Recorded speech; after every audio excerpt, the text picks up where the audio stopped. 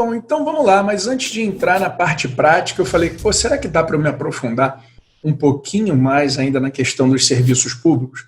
E a resposta foi positiva. Então, eu prefiro pecar por excesso. Vamos nessa? Bom, fechamos aqui, né, falando da adequada e eficaz prestação dos serviços públicos em geral. E eu queria trazer para vocês o seguinte. Bom, julgados. A concessionária de transporte ferroviário não responde por ato ilícito cometido por terceiro e estranho ao contrato de transporte. Isso aí é complicado, por quê?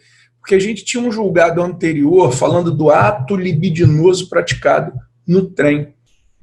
E anteriormente possuía a responsabilidade civil. Na verdade, são entendimentos distintos. Nós temos uma turma que entende que existe a responsabilidade civil pelo ato libidinoso na composição, e existe outra que diz que não. Então, o entendimento está um pouco dividido e eu resolvi trazer esse tipo de pensamento para vocês no que diz respeito a transporte público. Concessionária de rodovia não responde por roubo e sequestro ocorrido nas dependências de estabelecimento por ela mantido para utilização de usuários. Nesse caso, eu sou contra. Por que eu sou contra? Uma coisa é o assalto na rodovia. Agora, imagine que você tem na rodovia uma sala de atendimento para os usuários, você para fazer uma reclamação, uma reivindicação, alguma coisa, um ajuste, ou até para pagar um preço, porque você já viu que às vezes você tem a concessionária e tem uma área que você faz o pagamento para colocar o seu tagzinho lá dentro. E, no meu modo de ver, sempre deve existir, por trás de toda a prestação de serviço, uma cláusula geral de segurança. E, desculpe, nesse caso, por mim, responderia sim. É claro que isso vai figurar pela responsabilidade civil do Estado, que é a concessionária, mas eu entendo que tem uma falta de zelo nesse momento e deveria indenizar sim. Então, tenho que discordar sobre esse ponto de vista. Mas vamos nessa. Eu trouxe aqui uma questão que foi da Escola da Magistratura, que normalmente ela acaba ditando muitos concursos que tem por aí, né? Então, vamos lá, eu acredito que isso pode virar, de repente, uma questãozinha do teu concurso.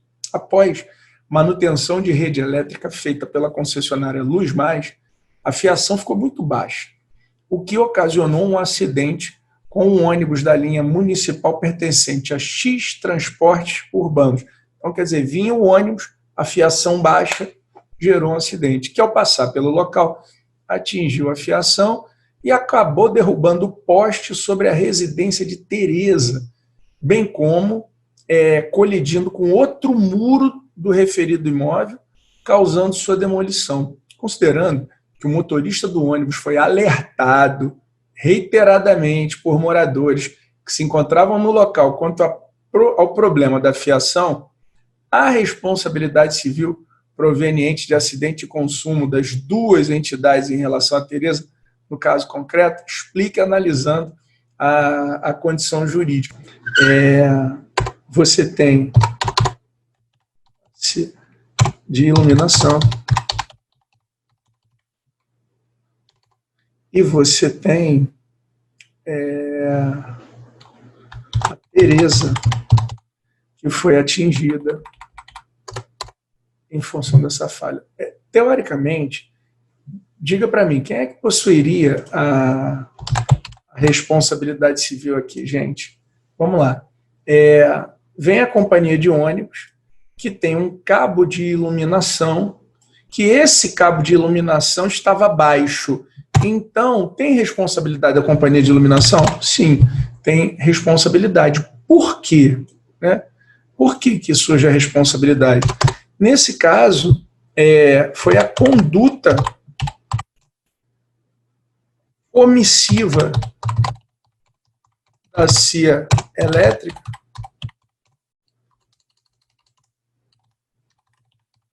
que produziu o quê? Que produziu o dano.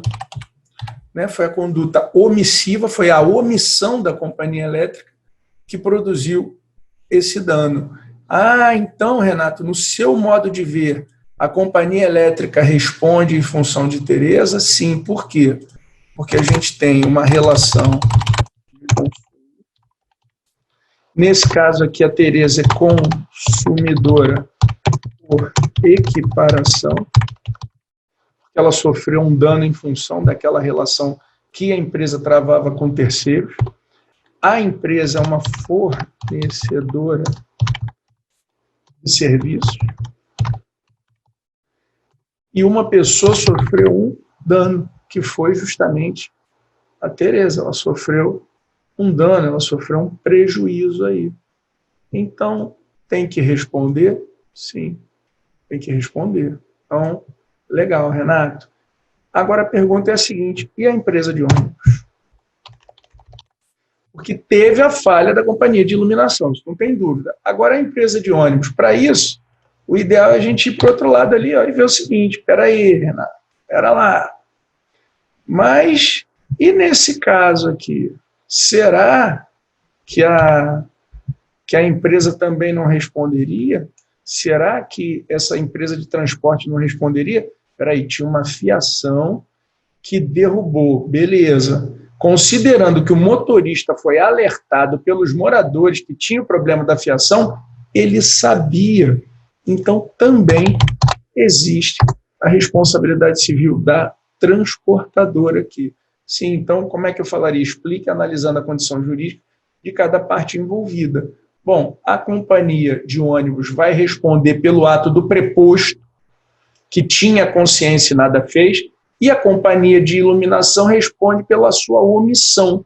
Então, Teresa tem direito em relação, seja a companhia de iluminação como a companhia de ônibus, porque ela sofreu um prejuízo em função da atividade que ambos desenvolviam. Tá legal?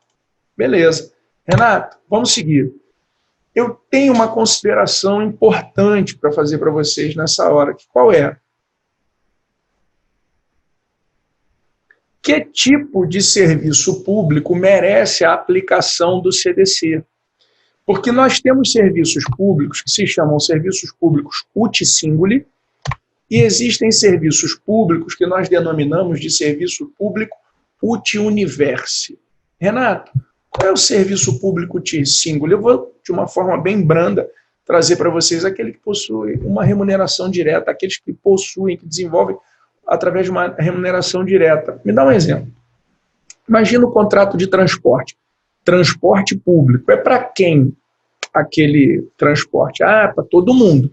Mas a partir do momento que você entra naquele ônibus e paga uma tarifa, você paga um preço público, como no caso de ônibus, barcas, trens, VLT, BRT, bondes. Você remunera diretamente para poder ser atingido. Então você se individualiza. Já o serviço público de universo é aquele de remuneração indireta, né? Como você paga através de impostos. Nesse caso, eu tenho o exemplo de um hospital público. Qual a diferença?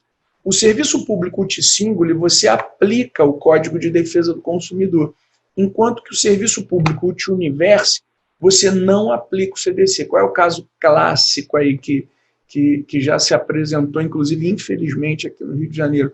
Uma pessoa deu entrada em um hospital público e o pessoal da equipe do hospital confundiu a prescrição médica e ela confundiu o termo alimentação interal com alimentação parainteral. E aí tinha que dar café com leite para a pessoa, adivinha o que foi feito? Colocou ali, tá, jogou o alimento direto no organismo daquela pessoa. O que aconteceu? Veio a óbito, né? Renato, dá para responsabilizar alguém em função disso? Dá. Pelo Código de Defesa do Consumidor, você, quando vai num hospital público, você remunera diretamente ali para ser atendido? Não. Então, aquilo não é um serviço público uti singuli, aquilo é um serviço público uti universi. Então, se lá é um serviço público uti universi, não há que se falar desse tipo de relação, entende? Peraí, só mais uma coisinha aqui. Deixa eu ver se eu consigo fazer um outro negócio.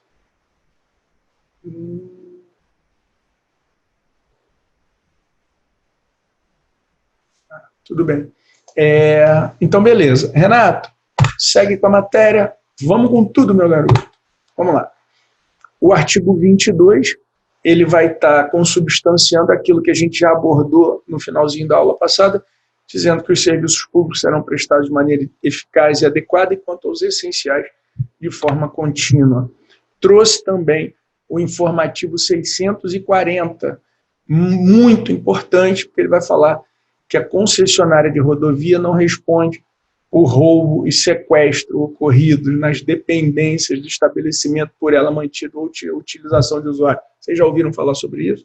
Eu acabei de falar, e toma aí a confirmação do mesmo. Então, fique ligado, tem toda a pinta de questão de prova, por isso que eu trago novamente, não esqueçam, um assalto ocorrido nas dependências, na lojinha, né, da concessionária. Bom, para eu poder seguir para a parte prática do direito do consumidor, quero recordar com vocês a matéria que a gente deu até então. Para você responder qualquer questão de direito do consumidor, é só desenvolver a técnica do 1, 2, 3, 4, 5, 6. Por quê? Vamos lá, no artigo 2 e 3, normalmente, a gente vai achar o quê? A relação de consumo.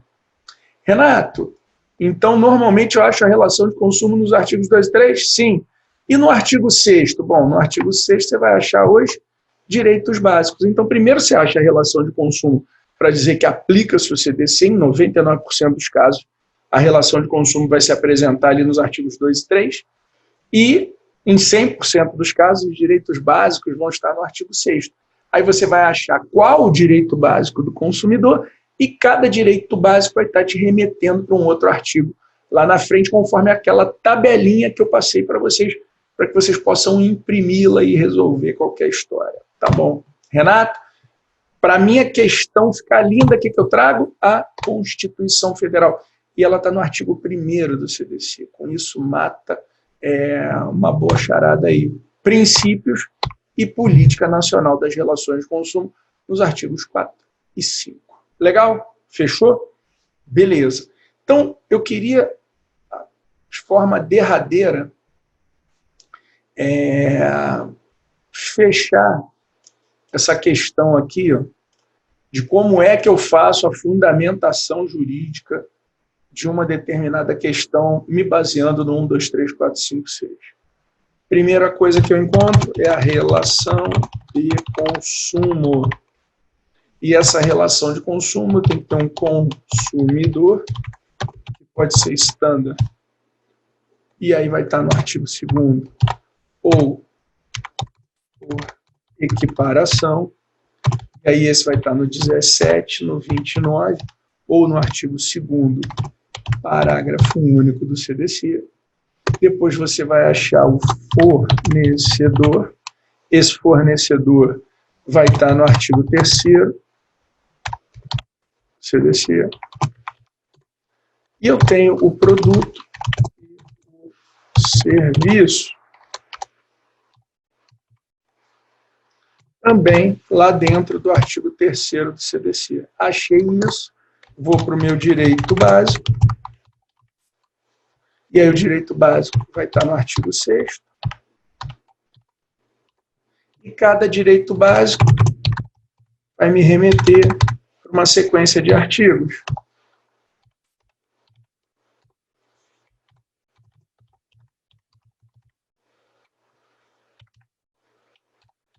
E aí eu vou passando para vocês aqui, para vocês não esquecerem quais são esses artigos.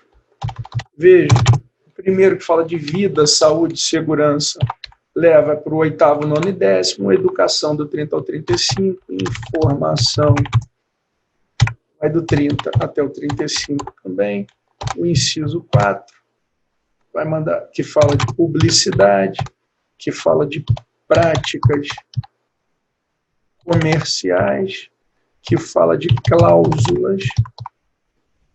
Esse aqui vai mandar para onde? Para o artigo. Vou lá, hein? Aliás, vamos fazer o seguinte, para poder ficar mais fácil. Publicidade, vocês vão para o 36, para o 37 e para o 38.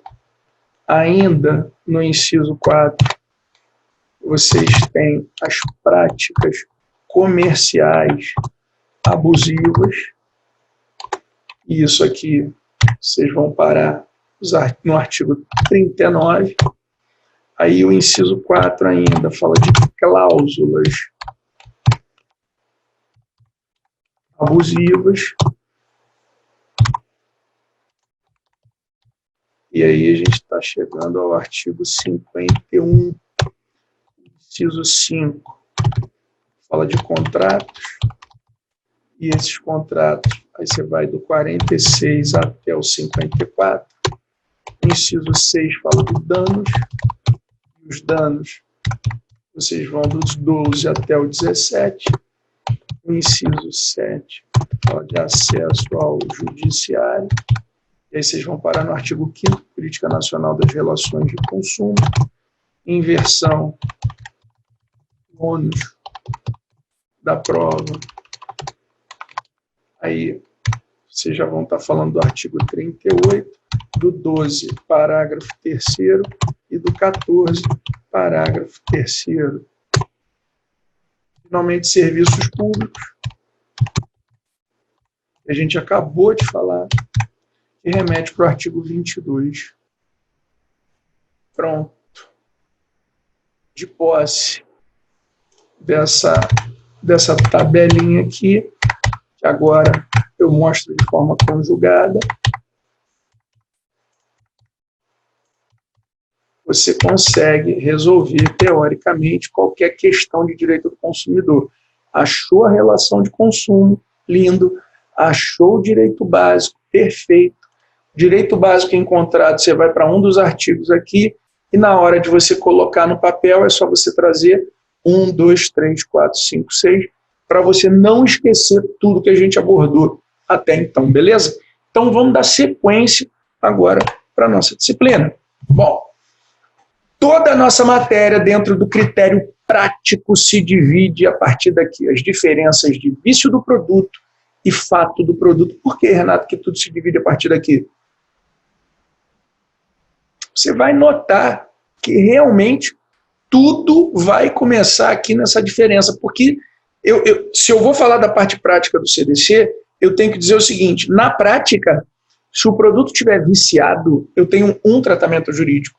Agora, se aquele produto produzir um dano, aí eu já tenho outro tratamento jurídico. A história é completamente diferente. Então vamos lá. Primeiro, o que é vício e o que é fato.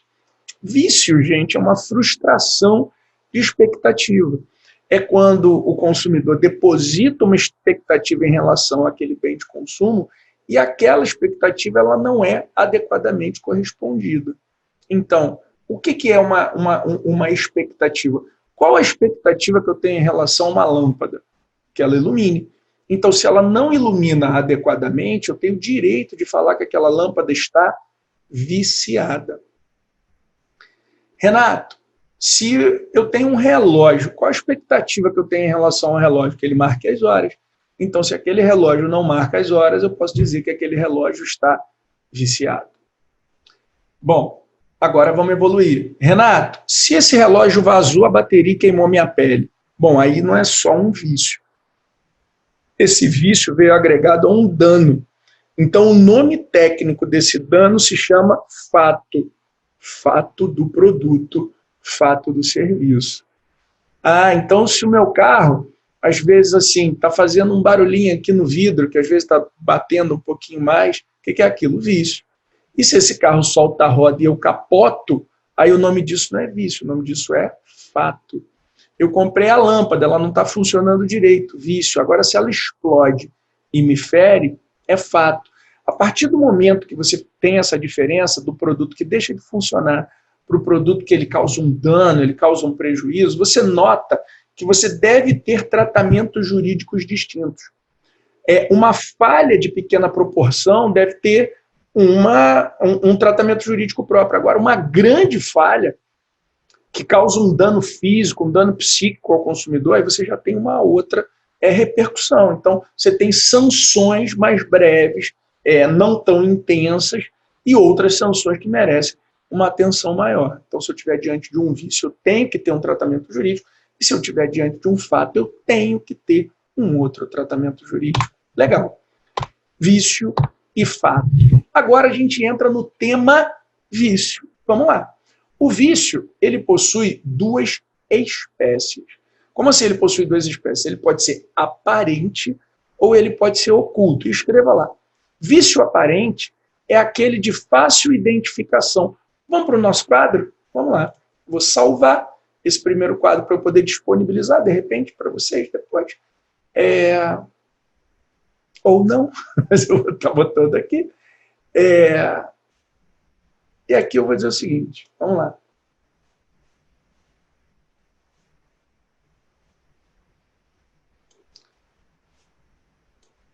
Eu tenho vício e eu tenho o fato. Vício, eu estou falando de uma frustração de expectativa, quando o bem de consumo não corresponde à expectativa do consumidor, e o fato é aquele bem de consumo que causa dano. Legal. O tema é vício, e esse vício possui espécies. Eu tenho o vício aparente, que é aquele de fácil identificação, e eu tenho o vício oculto. Renato, o que é o vício oculto? É aquele que se manifesta posteriormente. Legal. Renato, me dá um exemplo de um vício aparente e me dá um exemplo de um vício oculto. Bom, um relógio que não tem ponteiros. Isso seria um vício aparente. Ah, Renato, legal. E me dá um exemplo de um vício oculto, né? Eu tenho uma TV que possui uma falha interna que só se manifestará em 60 dias. Quer dizer, quando você compra a televisão, você olha, não dá para saber que aquele transistor que tem uma falha interna e que não está se apresentando, você não tem como saber na hora da compra que tem essa falha. Isso a gente dá o nome de vício oculto. Então, diferença de vício para fato: vício, a frustração de expectativa; fato já é aquele bem de consumo que causa dano, aquele bem de consumo que causa prejuízo ao consumidor. O vício, ele possui espécies, ele pode ser aparente ou oculto. Vício aparente é o de fácil identificação, já o vício oculto é aquele que se manifesta posteriormente, depois, tá bom? Então, olha aqui. O vício também pode ser de qualidade ou de quantidade. O que seria um vício de qualidade, né? A frustração de expectativa guardaria relação com a durabilidade, com as características do mesmo, né? Seria o vício de qualidade. A qualidade do bem de consumo seria frágil. E o vício de quantidade guarda relação com o número, né? Então, por exemplo, se eu comprei um frango congelado, quando eu pesei tinha 1 quilo, e paguei por 1 quilo, aí levei para casa. Quando eu cheguei em casa, eu notei que o frango descongelou e eu resolvi pesar de novo. E eu tinha perdido quase metade do preço do produto. Eu vi isso, cara. Vou confessar para vocês. Eu fui no mercado essa semana e aí estava numa promoção danada do Chester e daquela ave especial, não sei o quê, e do peru. Quando eu olhei, você já viu que na época do Natal você tem o peru, tem o Chester, tem a ave e tal, não sei o quê. E aí são peças grandes de alimento, né? Quando eu olhei, estava assim, de não sei quanto, por R$5 o quilo. Eu fiquei até interessado, eu olhei e falei, pô, cara, acho que eu vou levar um negócio desse para casa, vai fazer, que devia ter uns 3 quilos assim, você ia pagar R$ 15 num peção, sabe? Achei bem legal, vou levar esse negócio. Só que quando eu fui pegar, era um peso, era um bloco de gelo, né? Fiquei imaginando. Aliás, vamos fazer o seguinte, eu vou comprar aquela porra, vou voltar lá, vou comprar aquilo, vou pesar, e eu pago pelo quilo, né? E depois vou pesar de novo quando tiver descongelado, para eu poder ter uma ideia daquela festa que vai acontecer ali. Já dá para eu ter uma ideia. Veja, isso é um vício de quantidade. Agora diga para mim, aparente ou oculto? Oculto. Então o vício pode ser de qualidade ou de quantidade, pode ser aparente ou oculto. Então se eu comprei uma camisa e ela em 2 meses se desfez, isso é um vício de quantidade ou de qualidade? De qualidade. Se só se desfez daqui a 2 meses, esse vício de qualidade é aparente ou oculto? Oculto. Eu comprei um relógio, ele não está funcionando direito, isso é um vício de qualidade ou de quantidade? Qualidade. Mas o relógio que não funciona direito 2 meses depois, é aparente ou oculto? Oculto. E se não tivesse o ponteiro? Aí era um vício de qualidade, só que aparente. Ah, Renato, eu comprei um sinal de internet, um serviço, né? Que eu paguei por não sei quantos giga, por não sei quantos mega. E quando eu fui conferir, assim, uns 6 meses depois, não tinha tudo isso. Isso é um vício de quantidade, né? Só que oculto. Então, existe o vício pode ser de qualidade, o vício pode ser de quantidade, ele pode ser aparente ou ele pode ser oculto. Agora, entrando na parte da jurisprudência, por que eu separei essa jurisprudência? Porque realmente é uma jurisprudência que faz toda a diferença e pode cair na tua prova, porque ela chama atenção, sabe? Vamos lá. Informativo destaca o dano moral presumido no caso de corpo estranho em alimento industrializado. Por que eu estou trazendo isso aqui, né? Porque tinha uma divisão em cima desse tópico. E qual era essa divisão? Vamos lá. Na verdade, o alimento com um corpo estranho, com um objeto repugnante, ou algo do gênero. Corpo estranho e alimento. Estranho. Alimento. Legal. Qual era a primeira ponderação? Sim, existe responsabilidade. Legal. Então, a gente tinha um posicionamento lá atrás que existia a responsabilidade pela mera visualização do corpo estranho. Então, se tu tem lá ou então um animal, alguma coisa assim, um rato, um pelo de rato, uma barata, alguma coisa assim, só pela mera visualização, isso já produziria danos de ordem moral.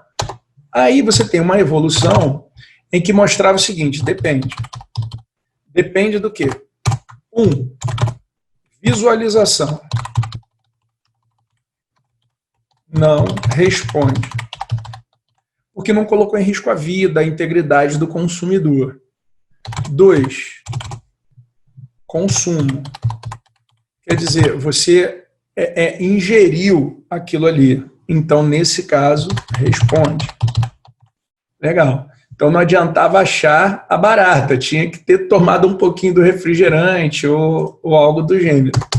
Legal. Então, vai depender. Esse último julgado disse que sim. Ou seja... Não. Peraí. Aí, num terceiro momento, surgiu uma zona híbrida, que é o levar a boca. Nesse caso, não teve a visualização, não teve sabe? Foi na hora que estava levando a boca. E aí, o que o tribunal se manifestou? Dizendo que sim, pois trata-se de um produto defeituoso, ou seja, colocou em risco a vida, a saúde e a segurança do consumidor. Qual foi o exemplo? Foi de um anel que tinha anel no biscoito. Nesse caso aqui, uma criança foi comer aquele biscoito recheado, né? E dentro do recheio tinha um anel. Aí ele foi comer. Na hora que ele tem um anel. Nessa hora, o que o julgador falou? Peraí, se esse cara mordesse, poderia ter quebrado o dente, poderia ter se machucado, poderia ter engolido o anel, sim. Isso poderia produzir um prejuízo, sim. Então, isso gera dano. Por quê? Porque colocou em risco a vida, a saúde, a segurança desse consumidor. Finalmente, a quarta e última posição, que é essa que eu trouxe aqui para vocês. Nesse caso aqui, a resposta foi sim. Existe responsabilidade.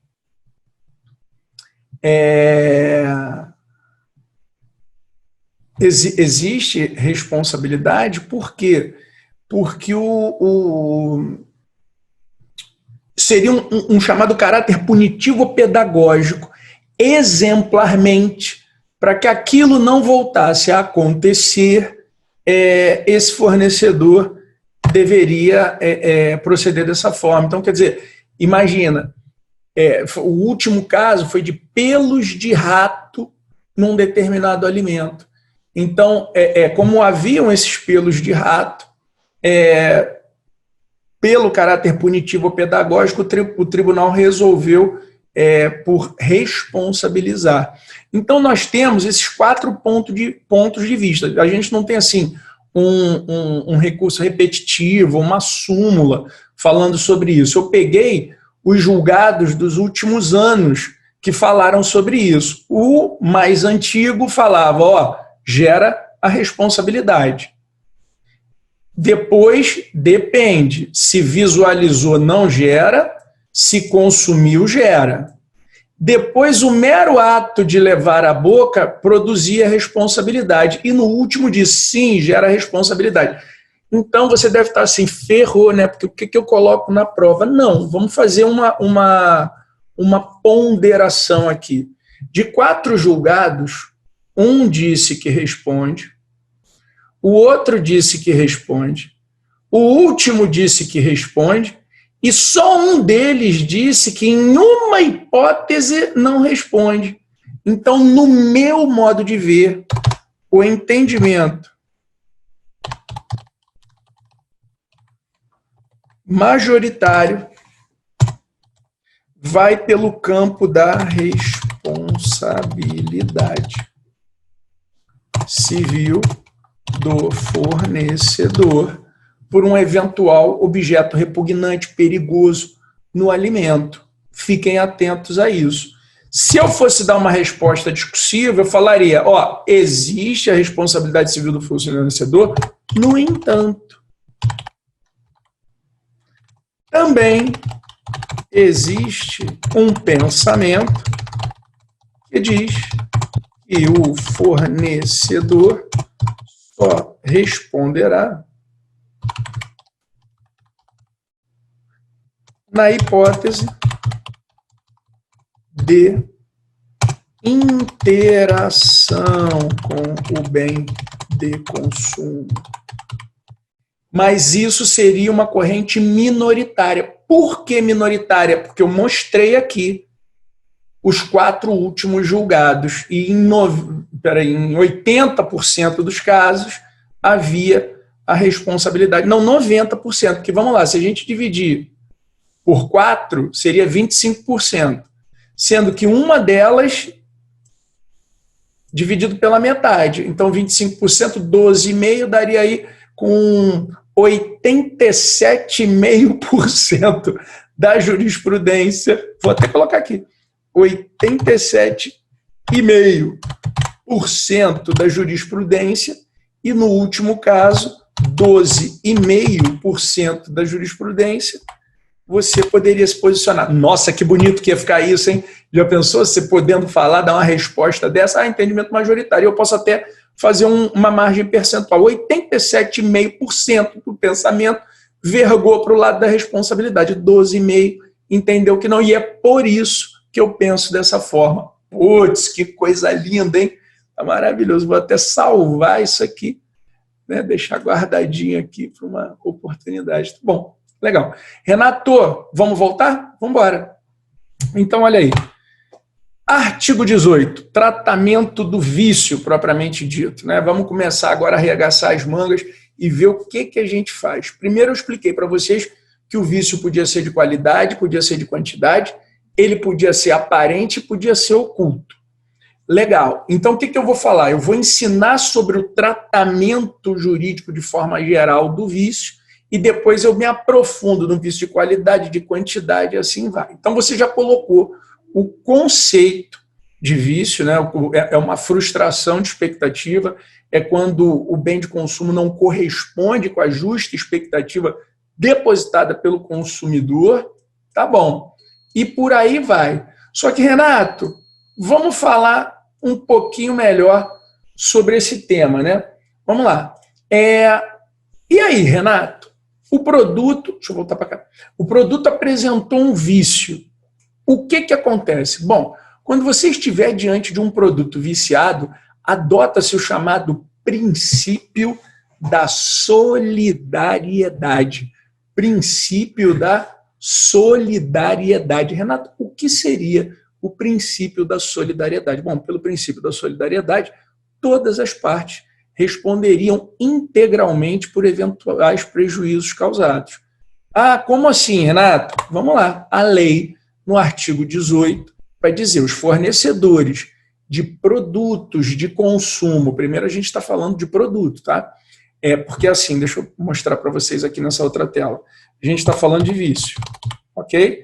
Só que o vício, primeiro, o vício do produto, aliás, o vício, o tratamento jurídico vai do artigo 18 até o artigo 21.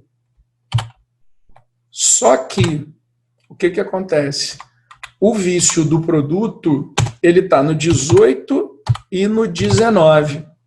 Já o vício do serviço vai estar no 20 e no 21. Porque a gente tem o vício de qualidade, que é esse do artigo 18. E a gente tem o vício de quantidade, que vai estar lá no artigo 19. Já o serviço, a gente vai estar falando no artigo 20, né? No geral, a gente vai estar falando no artigo 20, e no artigo 21 é a reposição de peças, né? Serviços que englobam a reposição de peças, aí vai estar lá no 21. Então, primeiro, a gente aborda o vício, só que do produto, no artigo 18, já que o produto está no 18 e no 19, primeiro o vício de qualidade, que é esse que a gente está estudando agora, depois o vício de quantidade, depois o vício do serviço, e deixa eu até aqui para não ter dúvida, vício do produto e vício do serviço. Aqui o tratamento geral vai estar no artigo 20 e a reposição de peças no 21. Tudo bem? Deixa eu abrir aqui um pouquinho mais. Colocar isso e voltar lá para a nossa tela para poder fazer a ponderação principal no que diz respeito à solidariedade de produtos viciados, vício de qualidade, que é quando o bem não corresponde com essa expectativa. E vamos continuar aqui. Primeiro, solidariedade. Por quê, hein, Renato? Por que essa questão da solidariedade? Pelo seguinte, gente, volta para cá. Volta para cá. Quando a gente fala de uma relação de consumo, existe uma coisa chamada cadeia de consumo. E essa cadeia de consumo, ela funciona da seguinte forma. Imagina que você comprou uma televisão. Você comprou uma TV na China. Porque tudo é produzido lá. Esse chinês repassou essa TV, vamos supor, para o fabricante. Ok? no seu país de origem. Então, você imagina comprar uma televisão da Sony. A Sony encomendou do chinês, o chinês entregou no país de origem, lá do fabricante, o fabricante entrou em contato com o comerciante da tua cidade, da tua região, do teu bairro, né? No seu bairro. Aliás, na sua cidade, para ficar melhor, na sua cidade. E esse produto, no final da história, chegou na mão do consumidor. Legal. Quem é o consumidor? Consumidor é o último dessa corrente aqui. E aí eu queria que você notasse o seguinte: quando o chinês vendeu para o fabricante, será que ele obteve lucro? Ah, Renato, obteve. Quando o fabricante passou para o comerciante, será que ele obteve lucro? Ah, Renato, obteve. Quando o comerciante passou para o consumidor, ele obteve lucro? Renato, ele obteve. Pois é, e quando o consumidor pegou esse produto aqui, ele teve lucro? Não. O que o princípio da solidariedade por vício de quantidade diz? No dia que o bem de consumo apresentar um vício de qualidade, todos esses caras aqui responderão solidariamente. E vocês aprenderam que a solidariedade ela não se presume, porque a solidariedade resulta da lei ou da vontade das partes. Renato, e a solidariedade do Código de Defesa do Consumidor resulta da onde? Do artigo 18 do CDC, que a gente está acabando de estudar. Então, pera lá, a gente está diante de uma solidariedade legal, né, advinda da lei, ou de uma solidariedade convencional? Bom, a solidariedade no CDC é a solidariedade legal. Por que ela é uma solidariedade legal? Porque ela está prevista no artigo 18 do Código de Defesa do Consumidor. Legal, então eu aprendi que o dia que o produto apresentar um vício de qualidade, eu, pelo princípio da solidariedade essa legal, posso afirmar que qualquer um dos integrantes da cadeia de consumo, da cadeia de fornecimento, esqueci de botar ali, cadeia de consumo, da cadeia de fornecimento, eles responderão solidariamente. Posso entrar com um processo contra o comerciante, ou posso entrar com um processo contra o fabricante, posso entrar com um processo em relação a quem eu quiser. Tudo bem? Legal. Agora, entro com um processo para que tipo de situação? Quando o bem de consumo, veja lá, o fornecedor de produto, solidariamente pelos vícios de qualidade ou de quantidade, que os tornem impróprios ou inadequados ao consumo. Quando eu ditei para vocês, assim, é quando o bem de consumo não corresponde com a expectativa do consumidor, ele é o quê? Ele é inadequado ao meu consumo, ele é impróprio. Porque se eu tinha uma expectativa em relação àquele bem de consumo e aquela expectativa não foi correspondida, eu imaginava que aquela lâmpada iria iluminar. Se ela não ilumina, não correspondeu com a minha expectativa e ela é imprópria para o consumo. Afinal de contas, para que serve uma lâmpada? Para iluminar. E se ela não ilumina, ela não é própria para aquilo que eu imaginava. Tá bom. Agora, lá na frente até a gente vai estar se aprofundando um pouquinho mais nesse tema. Mas vamos continuar. Inadequados ao consumo a que se destinam. Deixa eu fazer isso aqui, que isso aqui é importante demais. O meu spotlight. Aqui, que coisa linda. Pera aí, deixa eu atravessar para lá. Deixa eu atravessar isso aqui. Engraçado, não estou conseguindo dessa vez ir para o outro lado. Tá bom. Coisas que acontecem. Já vou aprender por quê. Mas beleza. Se destinam impróprios ou diminuam o valor, assim como... Então, veja, são 3 casos aqui que eu posso considerar a solidariedade do vício. Caso número 1, quando o produto foi impróprio ou inadequado para o consumo. Se por um acaso a falha diminuiu o valor do produto. Assim como, quer dizer, uma terceira hipótese, por aqueles decorrentes da disparidade com a com a indicação constante do recipiente, da embalagem, da rotulagem ou mensagem publicitária, respeitadas as variações decorrentes da sua natureza, podendo o consumidor exigir a substituição das peças viciadas. Renato, então, para um vício se apresentar dessa forma aqui que você está falando, em realidade, o que tem que acontecer? Olha aqui, vou elencar para vocês. Vamos lá, deixa eu apagar isso aqui. Esse vício, para você identificar o vício, você tem que achar o seguinte, vamos lá. Para ser vício,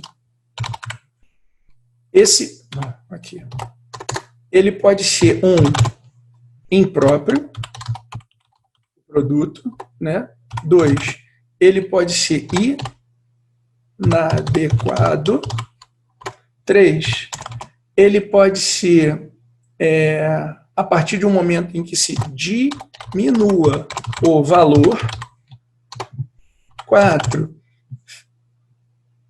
aquele que se apresenta através da disparidade entre o produto e o que foi ofertado. Então vamos lá. Renato, para eu considerar um vício e para esse fornecedor responder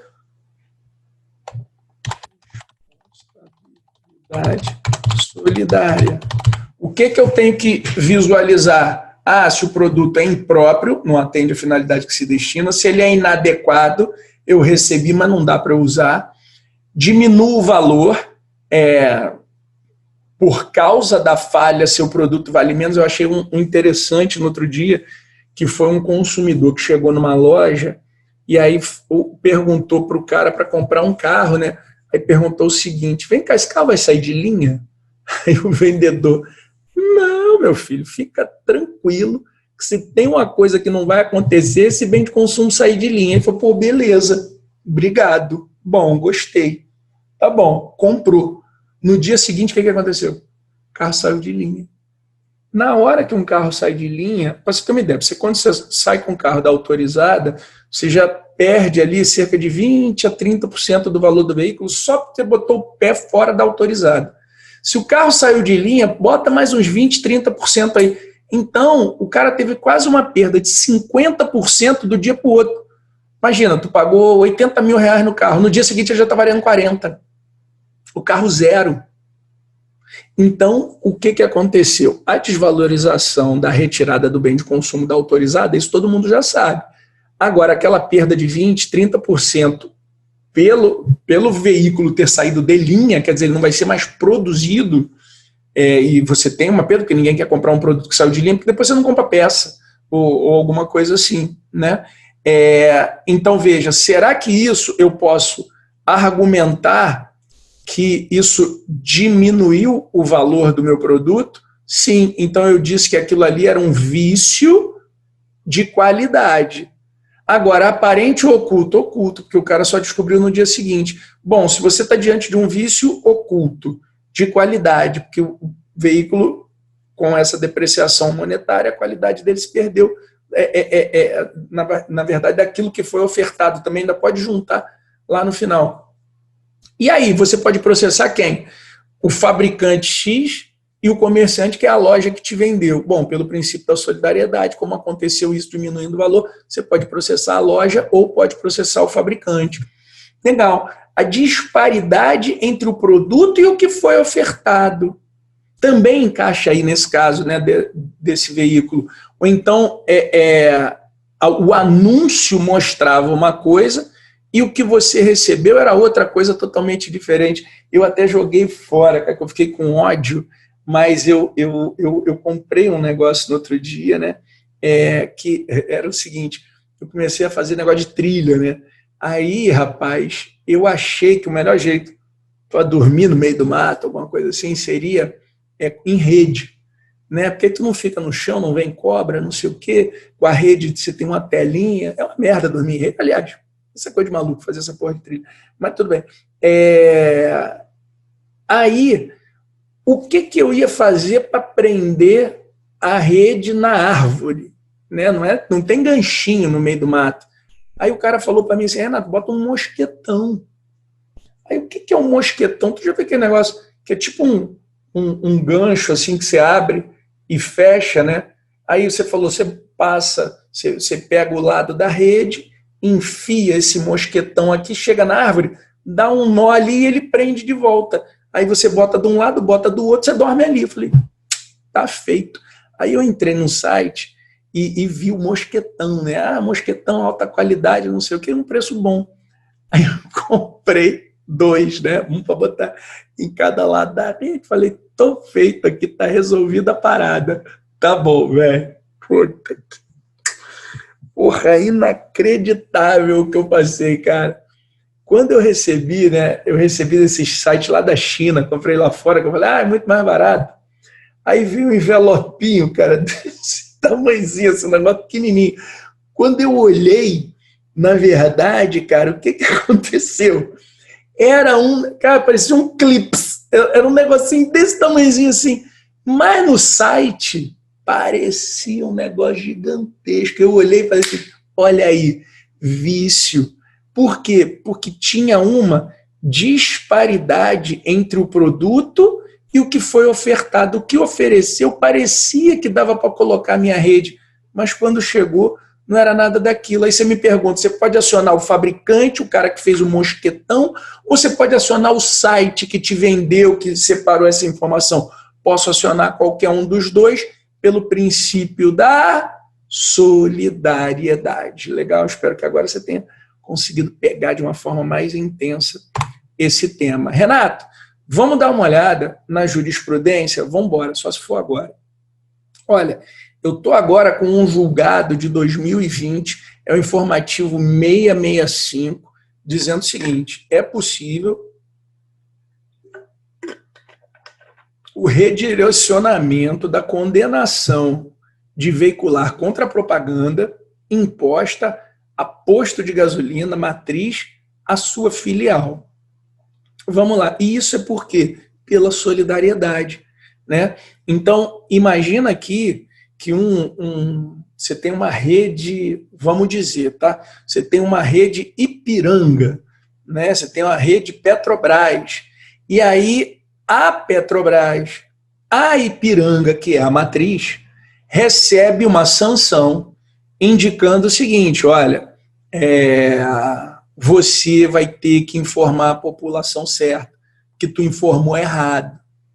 Você lá na tua publicidade, você disse uma mentira. Então, como sanção, vai ter uma imposição de contrapropaganda para você poder afirmar de maneira correta para a população certa. E aí o que aconteceu?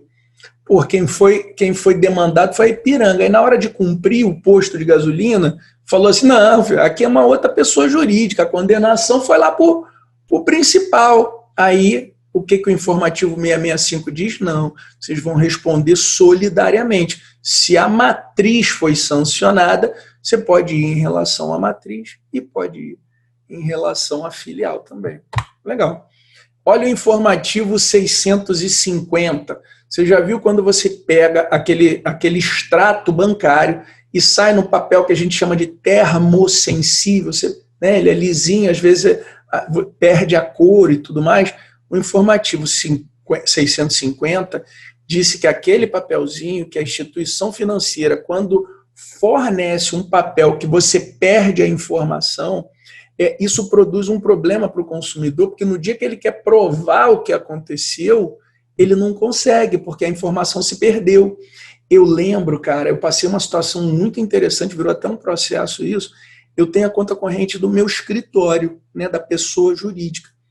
E eu sempre vim pagando as contas regularmente. Um belo dia, o banco falou assim, você deve, não esqueço mais, R$34 mil. Mas como é que eu posso dever R$34 mil? Não, você deve R$34 mil. Só que o meu sócio, ele é o cara mais organizado do mundo. E o que ele fez? Ele, todo mês, quando ele ia fechar as contas do escritório, ele imprimia o extrato. Mas ele imprimia aqui no escritório. Então, aquele papel conseguiu demonstrar que não existia saldo devedor que justificasse aqueles R$34 mil, já que a gente estava com tudo em dia. Se a gente tivesse se pautado na guarda de um papel, de um extrato termossensível, fatalmente a gente não conseguiria fazer esse tipo de prova. Nessa hora, às vezes os alunos perguntam, e aí, Renato, o que você faz nessa hora? Bom, nessa hora eu pago, porque se eu imagino que eu perca esse processo lá no final, esses 34 mil viram 1 milhão. Então eu paguei os 34 mil reais para não ter problema. Eu poderia ter consignado, que isso seria até o mais adequado, e demandado. Mas não, o que eu fiz? Paguei e aí entrei com um processo pedindo o dobro. Ah, Renato, qual foi o resultado? Ainda não saiu sentença. Eu processei, mas não saiu sentença. Eu não vou ser mentiroso aqui dizendo o que aconteceu. Tá legal? Então, vamos lá. Finalmente, o caso da Bancorbras, vício também purinho. A Bancorbras é parte legítima para figurar no polo passivo de ação indenizatória de dano moral decorrente do defeito do serviço prestado por hotel integrante de sua rede conveniada. A primeira coisa que você vai perguntar é o seguinte: o que é a Bancorbras? Imagina que você tem uma empresa que congrega vários hotéis afiliados, como se fosse um Booking, de repente, né? Você tem o Booking que promove todos esses outros. O que esse julgado disse? Que essa empresa mãe, ela responde por eventuais prejuízos, problemas decorrentes da hospedagem lá no hotel filial, lá no hotel conveniado e tudo mais. Eu acho isso sensacional, está no informativo 620, porque traz o quê? A solidariedade entre todos os integrantes da cadeia de fornecimento de serviços, dando a legitimidade passiva ao de causa. Renato, por que isso aí surge? Por causa do artigo 18, que vai atrair a solidariedade legal. Beleza? Bom, então vamos lá, dando sequência à nossa aula, vamos jogar para a nossa jurisprudência, que é o que a gente está fazendo.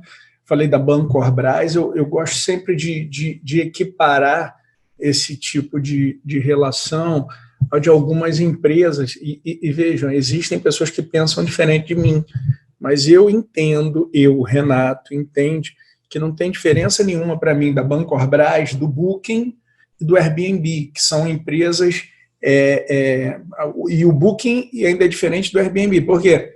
O Booking eu acho que não tem nem dúvida, porque eles lucram diretamente em cima de cada locação.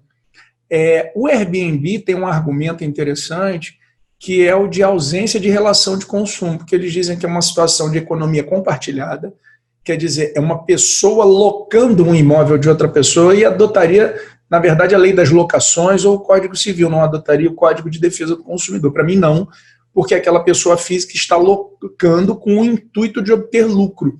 E o meu pensamento segue pela gênese do negócio, que é da relação jurídica de consumo.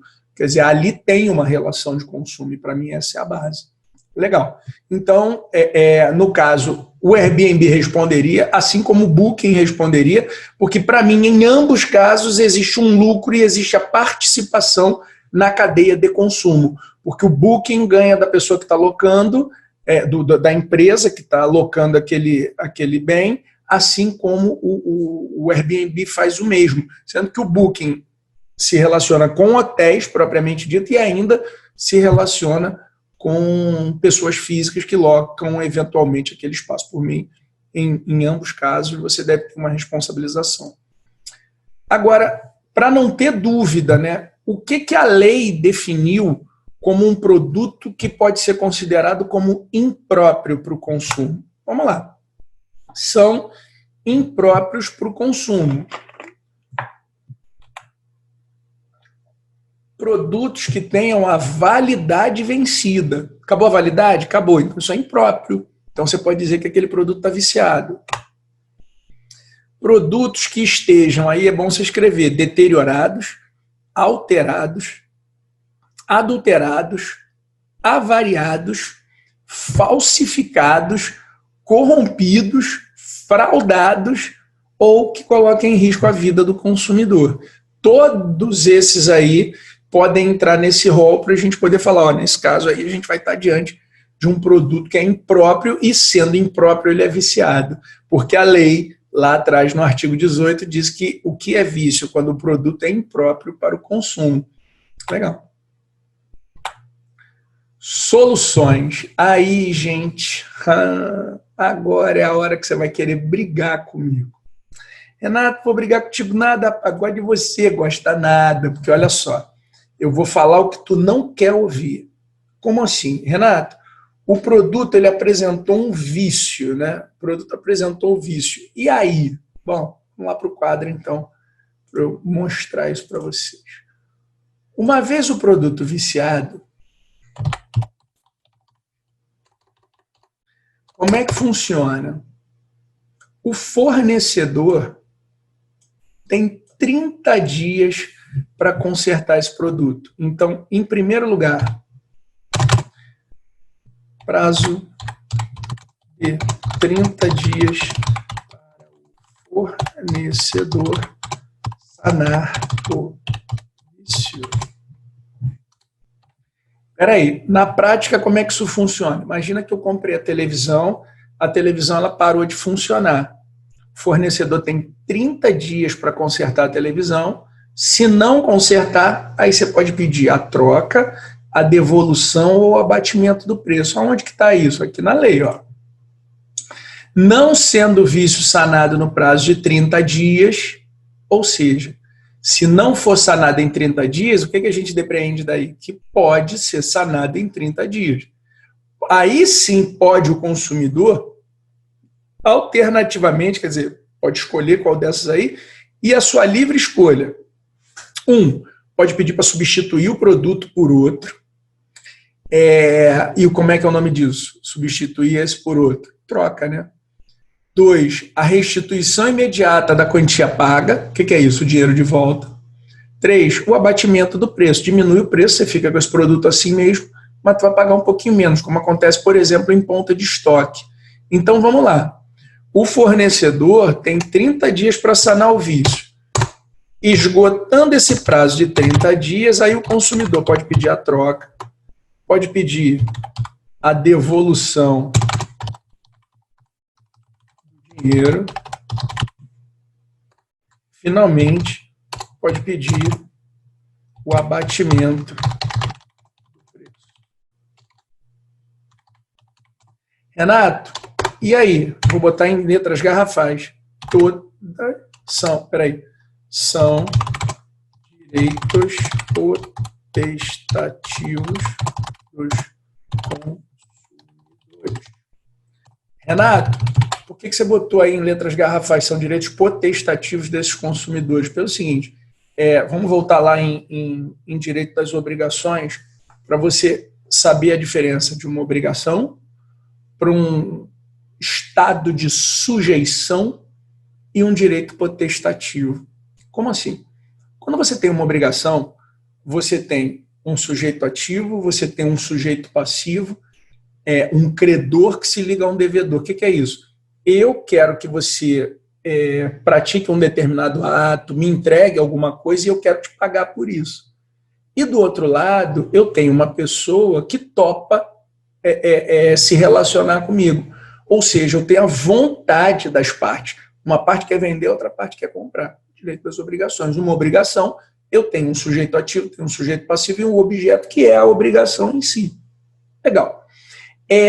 Existe, no entanto, um direito que uma das partes exerce independentemente da vontade do outro. A isso nós damos o nome de direito potestativo. E quando um titular de um direito potestativo faz valer esse direito, gera na outra parte um estado de sujeição, que o que é? Ele tem que dizer, sim, aceito as condições. Então, veja, eu tenho uma obrigação que pressupõe, deixa eu diminuir aqui, eu tenho uma obrigação, e a obrigação por si pressupõe vontade das partes. Eu tenho o direito potestativo que gera na outra parte, quer dizer, aí não tem vontade, uma parte manifesta individualmente, produzindo no outro um estado de sujeição. A pessoa simplesmente tem que se submeter à vontade que aquela pessoa se manifestou através de um direito potestativo. Me dá um exemplo disso aí. Imagina que você é casado comigo, você é casada comigo e eu viro para você e falo assim, acabou. Ah, não, mas tu é obrigado a continuar casado comigo. Não, filho, acabou. Acabou. Eu não te ligo, nem você me telefona. Acabou a nossa relação. Veja, o término de uma relação é um direito potestativo. Né? É um direito potestativo. No outro dia uma pessoa estava falando para mim, mas eu não consigo, sabe? Não é tão simples assim, porque tem filho, tem isso, tem aquilo. No outro dia um cara me fez uma proposta também, eu falei, não quero. Aí outros colegas de profissão, porque eu sou professor e outros professores diziam, não, Ana, não vamos, não sei o que. E nesse caso, aí eu falei para eles, as pessoas só fazem com a gente aquilo que a gente permite. Então eu não permito isso. Então se você está num casamento e você diz não quero mais, não tem lero-lero, não tem nada não. Acabou. Você está exercendo um direito potestativo. Você quer ver um outro? Eu viro para o meu funcionário e falo, olha, infelizmente não dá para a gente continuar nesse contrato de trabalho porque você não se encaixou no perfil da minha empresa. O cara pode virar para mim, não, tu não vai me mandar embora. Não, porque eu estou exercendo o meu direito potestativo de terminar aquele vínculo contratual. Quando alguém manifesta um direito potestativo, gera no outro um estado de sujeição. Renato, por que você está dizendo isso para mim? Porque aqui, gente, surgem direitos potestativos e alternativos dos consumidores. Por que alternativos? Porque eu posso pedir a troca ou a devolução do dinheiro ou o abatimento do preço. Tudo aqui é ou, gente. Então você tem o direito de pedir a troca ou a devolução do seu dinheiro, ou o abatimento proporcional do preço. Por que você está fazendo essa celeuma toda, Renato? Para mostrar para vocês o seguinte, gente.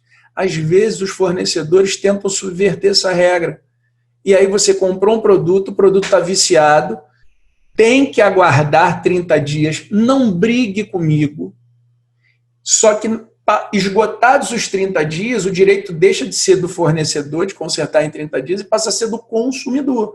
E esse consumidor pode, de forma alternativa, eu quero a troca. Por que o fornecedor tenta subverter essa regra? Porque ele diz assim, eu vou lhe dar um voucher para você escolher outro produto aqui de dentro da loja. Você pode olhar nos olhos dele e falar assim, meu amigo, eu não quero respirar o ar que tu respira. Eu quero meu dinheiro de volta, eu não quero voucher para comprar nada aqui. Aí provavelmente ele vai falar para você assim, mas essas são as regras da empresa, e você devolve. Você está coberto de razão, meu querido. Como é que é? Você está coberto de razão. Você é empregado da empresa. Se você não cumprir com as regras da empresa, o empresário pode manifestar o direito potestativo de te mandar embora. Então você tem mais que obedecer ao seu patrão mesmo. Que bom que você me compreendeu. Não te compreendi não. Porque você tem que obedecer ao teu patrão, eu não. Eu não tenho que obedecer nada. Eu estou manifestando o meu direito potestativo de querer meu dinheiro de volta. Eu não quero voucher. Renato. E se esquentar? Bom, se esquentar você pode falar, cara, até agora estava tudo bem. Mas daqui para frente, se você continuar negando isso, eu vou ter que ligar para a polícia. Porque o artigo 66 diz fazer afirmação falsa ou enganosa, pena, detenção de 3 meses a 1 ano e multa. E você está fazendo uma afirmação mentirosa, porque isso não está na lei. Colabora comigo aí, pelo amor de Deus. Entendeu? Então tá bom. Então, Renato, o fornecedor tem 30 dias para sanar o vício. Se não for sanado, você pode pedir a troca, a devolução ou abatimento. Agora vamos lá. Você pode pedir de quem isso aí? A troca, a devolução, o abatimento. Está lembrado do princípio da solidariedade?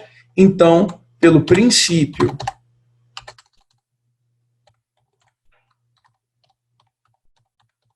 da solidariedade,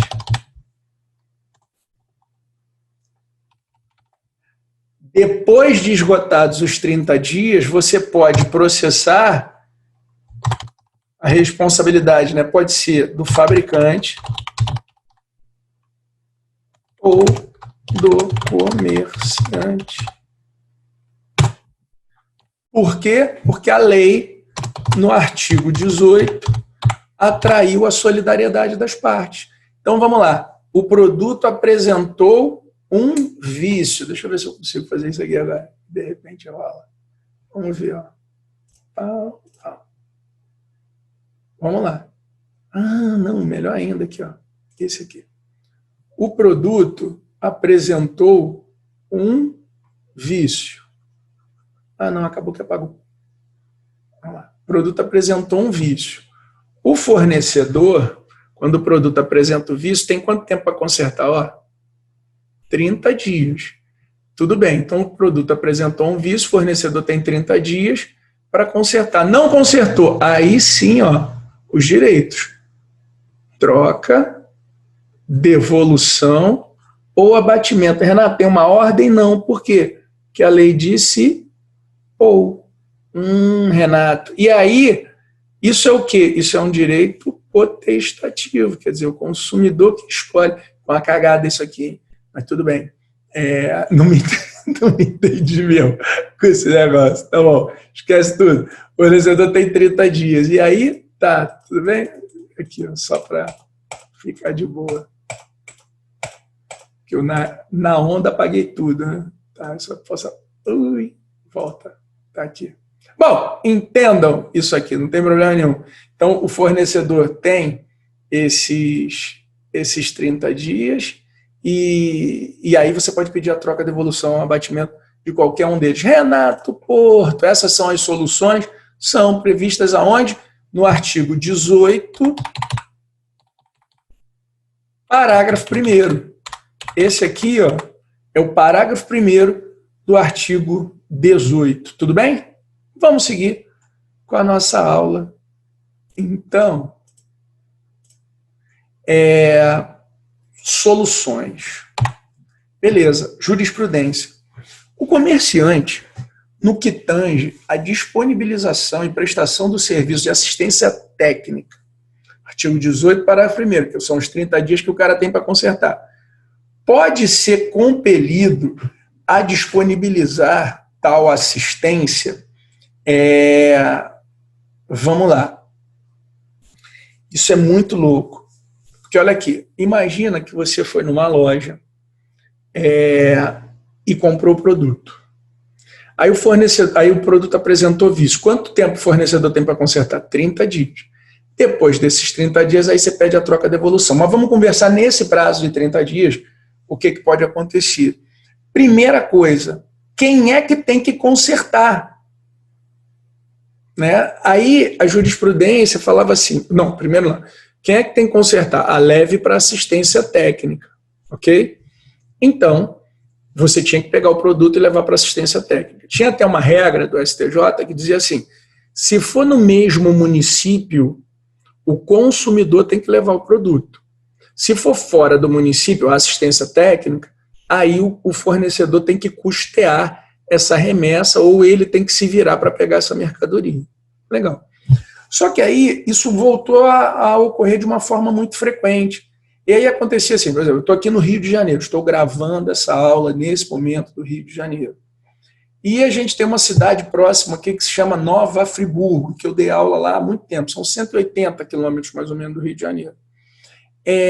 Lá em Nova Friburgo, o que acontece? Às vezes o cara entra na Ricardo Eletro e compra um produto da Sony, vamos supor, e esse produto quebra. Aí quando o cara leva lá na Ricardo Eletro, a Ricardo Eletro diz assim, só tem lá no Rio. Aí você fala, então tem que levar lá. Aí ficava naquela discussão, bom, em outro município, você vai, não vai, para acabar com essa briga.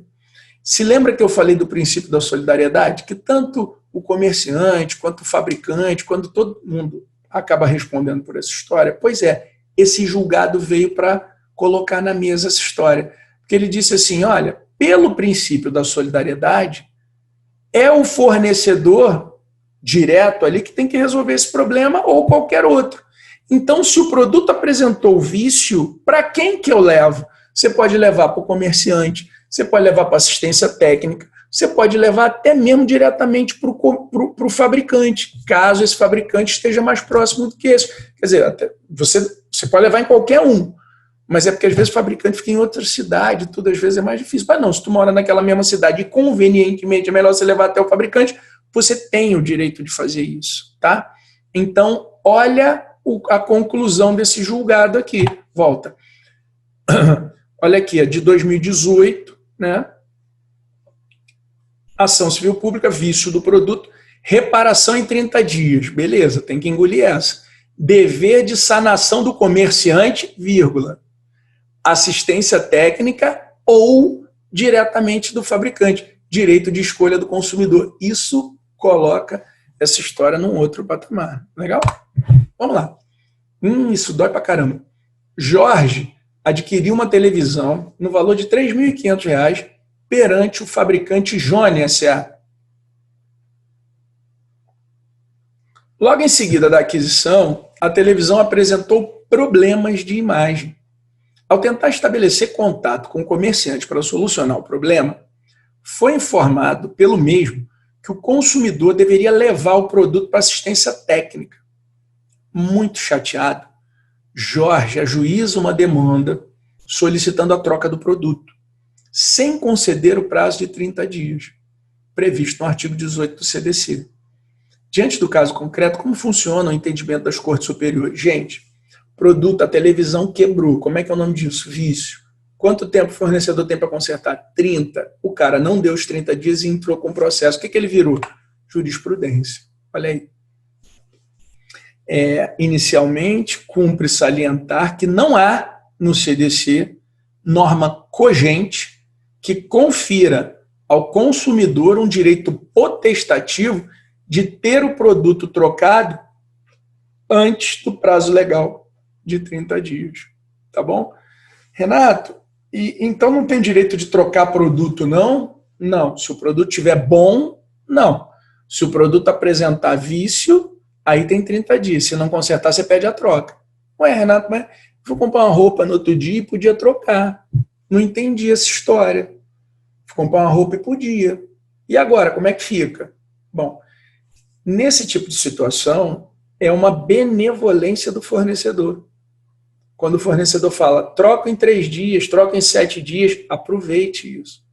Mas eu não tenho 7 dias para trocar tudo? Não. Os 7 dias de direito de arrependimento, ele serve para as compras feitas fora do estabelecimento comercial. É outra história. Né? Compra à distância, compra pela internet, compra pelo telefone, pela televisão. Normalmente você não pode se arrepender, não. Tá bom? Então vamos lá. Renato, segue aí. Redução e ampliação do prazo.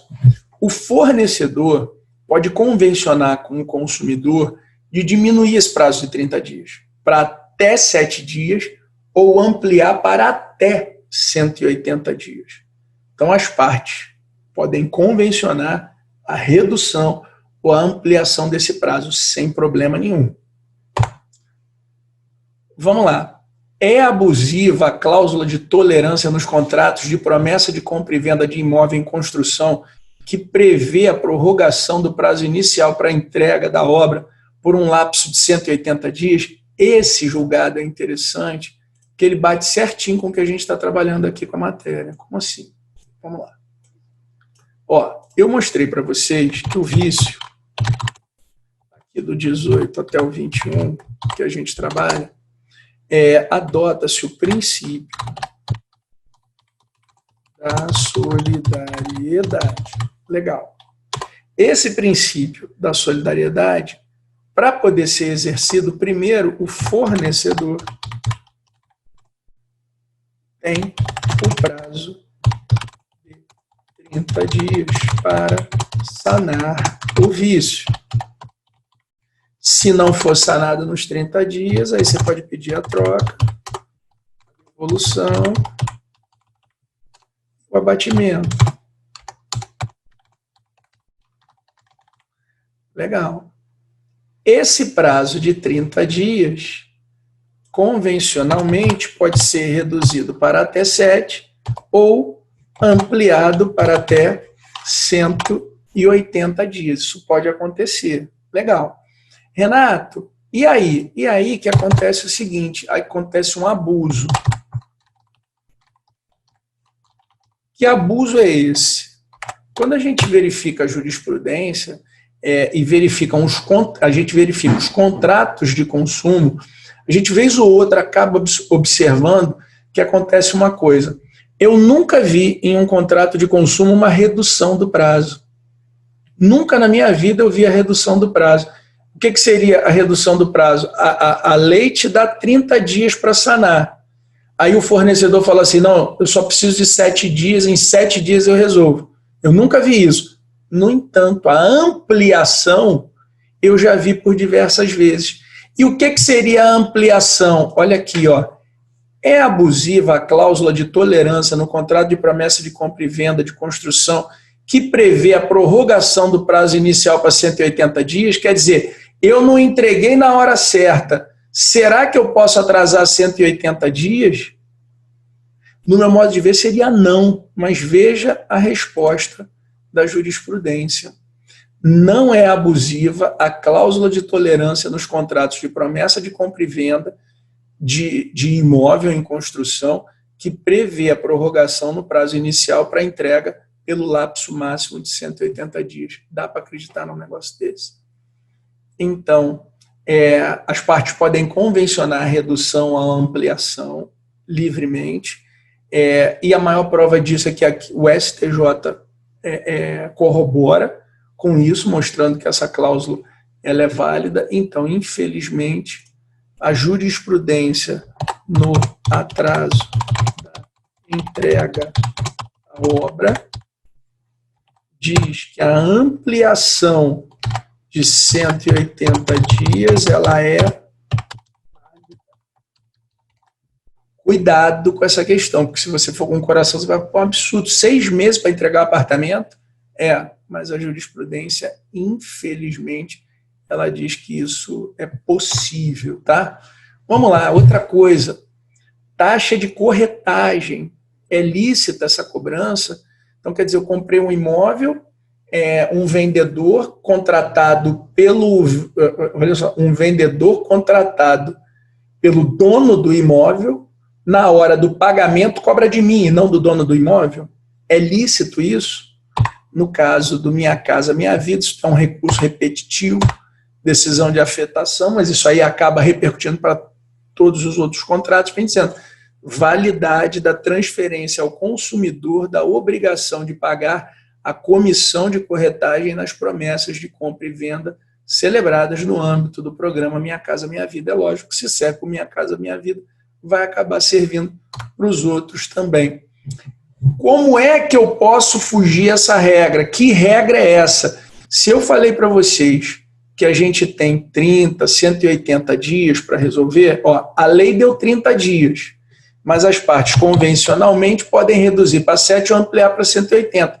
Existe alguma coisa que eu posso fazer para fugir desse prazo aqui? Ou seja, a solução